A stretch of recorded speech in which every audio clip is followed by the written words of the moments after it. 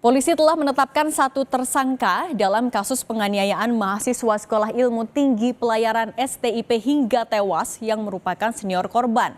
Namun pihak keluarga minta polisi untuk mengusut tuntas kasus penganiayaan ini karena yakin ada tersangka lain pada kasus ini. Aksi kekerasan yang dilakukan kakak kelas terhadap adik kelas di STIP ini bukanlah yang pertama. Kasus serupa sudah berulang kali terjadi. Bagaimana perkembangan penanganan kasus ini? Sudah bergabung bersama kami pakar hukum pidana, Profesor Hipnu Nugroho. Prof. Hipnu, selamat sore. Selamat sore, Pak. Prof. Hipnu? Ya, selamat sore. Oke, Prof. Hipnu, keluarga korban bilang nggak percaya kalau tersangkanya cuma ada satu. Kalau polisi kan tapi sudah menutup ya, sudah bilang tersangkanya satu, rekan-rekannya tidak terlibat. Tapi kalau Prof. Hipnu sendiri ngelihatnya, apakah yang dilakukan polisi sudah tepat atau masih ada catatan? Ya, catatan kami begini, Mbak. Ini kan dalam suatu peristiwa penganiayaan berat yang di dalam lokasi pendidikan. Di dalam lokasi pendidikan itu pasti ada suatu peralatan. Apa itu CCTV? Kan gitu. Nah, CCTV itu paling tidak sebagai alat dokumentasi, sebagai bentuk alat bantu untuk memberikan suatu gambaran apakah sendiri atau tidak. Itu yang pertama.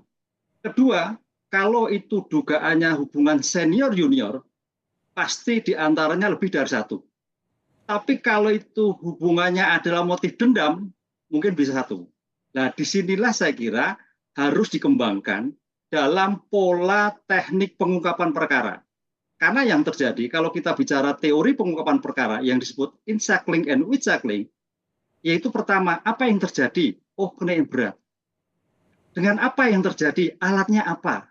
Siapa saja sebagai dugaan pelaku itu akan terlihat, Mbak. Oleh karena itu pengungkapan kasus ini kalau hanya satu tampaknya terlalu dini. Karena ini dalam lingkup sekolahan. Kalau dugaannya terhadap penganiayaan yang menyebabkan hubungan senior junior. Oleh karena itu perlu bukti-bukti bantu yang memperjelas dalam suatu peristiwa apakah itu teori ujuk-ujuk langsung ada suatu penganiayaan ataukah suatu ada perencanaan sebelumnya. Ini kan bisa dilihat gambaran. Dalam sekolahan, apalagi sekolah tinggi ilmu pelayaran, di sana itu alatnya saya kira cukup canggih. Dari pintu masuk, sampai kelas, sampai pada suatu tempat, itu akan didetek. Nah, inilah saya kira tugas Polri Jakarta Utara yang terkait dengan keinginan keluarga korban. Itu saya kira perlu diapresiasi. Karena dalam hal suatu hubungan senior junior, apalagi tanda petik kalau kita mahasiswa perponcoan, tidak sekali. Tapi adalah lebih. Ya.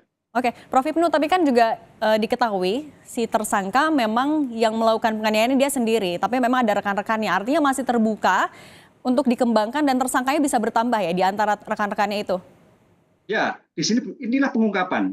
Oleh karena itu perlu ilmu bantu pengungkapan, Mbak. Sejauh mana penyidik mengungkapkan bahwa apakah betul dia pelaku. Sekarang kalau dia pelaku, apa hubungannya? Kesalahannya apa? Kan gitu. Kalau kesalahan apa, siapa saja yang melakukan kesalahan tersebut? Ini harus berkembang. Sehingga kalau itu kesalahan yang terjadi di banyak siswa, kemungkinan banyak juga pelaku yang akan terjadi. Nah, disinilah saya kira kita melihat subjek adalah taruna, objeknya adalah lingkungan pendidikan. Sehingga kalau satu dengan satu kayaknya terlalu dini. Gitu, Mbak. Oke. Prof. Hipnu, kalau pasal yang diterapkan kan ada pasal penganiayaan dan juga perampasan nyawa. Sudah tepatkah itu atau sebenarnya masih ada pasal yang bisa disangkakan lagi kepada tersangka?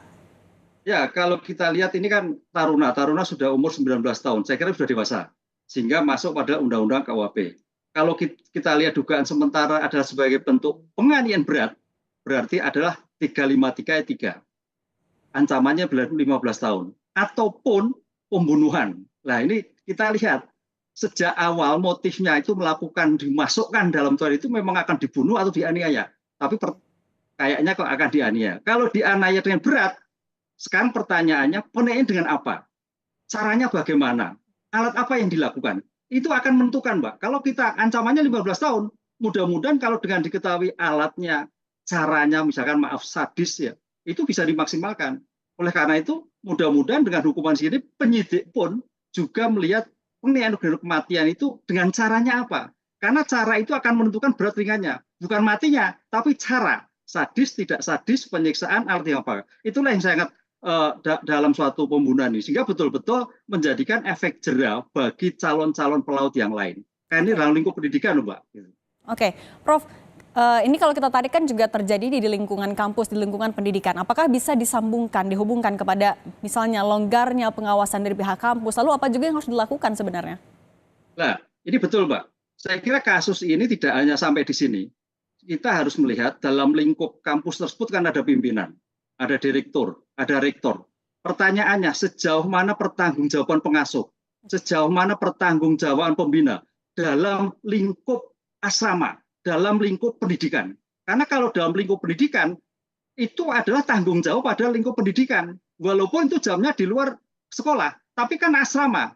Ini yang harus kita lihat. Jadi aspek pertanggungjawaban itu bedakan dengan aspek pertanggungjawaban mahasiswa yang di luar kampus. Tapi kalau di kampus, saya kira ini penegak hukum juga perlu memperhatikan sebagai bentuk pertanggungjawaban sebagai pimpinan kampus. Apabila kejahatan dilakukan dalam suatu kampus, harus ikut bertanggung jawab.